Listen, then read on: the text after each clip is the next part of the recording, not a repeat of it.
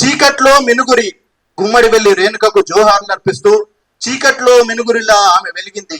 మట్టిలోంచి మానవ విలువల్ని మినుగురులా మెల్లమెల్లగా మనసులలో నింపింది.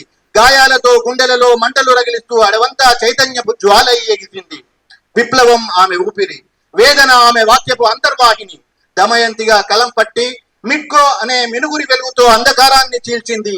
అంచివేత పీడనల చీకట్లను తొలగించుటకు తన దేహాన్ని ఆయుధంగా మలచింది. ఇవాళ బార్ అసోసియేషన్ అధ్యక్షుడిగా నాకు ఒక గౌరవ స్థానంగా పిలవడం, బార్ అసోసియేషన్ కూడా న్యాయవాదిగా ఇవాళ ఈ వృత్తి సంబంధమైనటువంటి గుమ్మడవెల్లి రేణుక గారు అమరత్వం పొందిన వారు ఒక న్యాయవాది కావడం ఒక కాకతాళీయమే అయిపోయినప్పటికీ నిజంగా ఇంత అమరుల చరిత్ర ఒక్కొక్క వక్త చెబుతుంటే ఉద్విగ్నమైనటువంటి వాతావరణంలో ఈ యొక్క పులకరింత అనేటువంటిది నిజంగా త్యాగం యొక్క గొప్పతనం ఇంత గొప్పదా.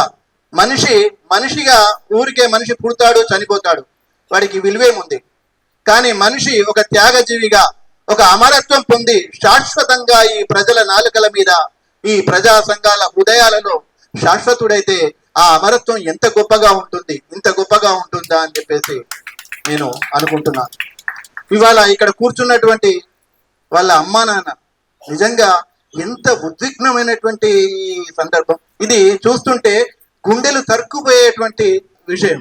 నిజంగా ఒక బిడ్డ ఇవాళ వాళ్ళ కళ్ళ ముందు రాలిపోతే ఆ తల్లిదండ్రులకు ఎంత గుండె కోత. వారి చివరంట కూడా వారు శాశ్వతంగా గుండె కోతను అనుభవిస్తారు. కానీ ఆ అక్క రాలిపోయింది సమాజం కోసం అనేటువంటి ఆ గర్వం అణువున నింపుకొని ఇవాళ మనకు స్ఫూర్తిగా ప్రేరకంగా వారు నిలవడం నిజంగా అభినందనీయం. నేను పెద్దగా చెప్పదలుచుకోలేదు, ఒక 2 మాటలు. రాత్రే నాకు శ్రీనివాస్ గారు వారి పుస్తకాన్ని ఒకటి నాకు పంపారు, రేణుకక్క గారు రాసినటువంటి పుస్తకం. మరి దాంట్లో ముందు మాటను మాత్రమే చదివాను నేను, నాకు ఎక్కువ సమయం లేకుండే. అందులో మెట్ల మీద అనేటువంటి దాంట్లో వరవరరావు గారు ముందు మాటగా రాశారు. దాని గురించి నేను ఒక 2 విషయాలు. చీకట్లో మినుగురి గుమ్మడి వెళ్లి రేణుకకు జోహార్లు అర్పిస్తూ చీకట్లో మినుగురిలా ఆమె వెలిగింది. మట్టిలోంచి మానవ విలువల్ని మినుగురులా మెల్లమెల్లగా మనసులలో నింపింది. గాయాలతో గుండెలలో మంటలు రగిలిస్తూ అడవంతా చైతన్యపు జ్వాలై ఎగిసింది. విప్లవం ఆమె ఊపిరి, వేదన ఆమె వాక్యపు అంతర్వాహిని. దమయంతిగా కలం పట్టి మిట్కో అనే మినుగురి వెలుగుతో అంధకారాన్ని చీల్చింది.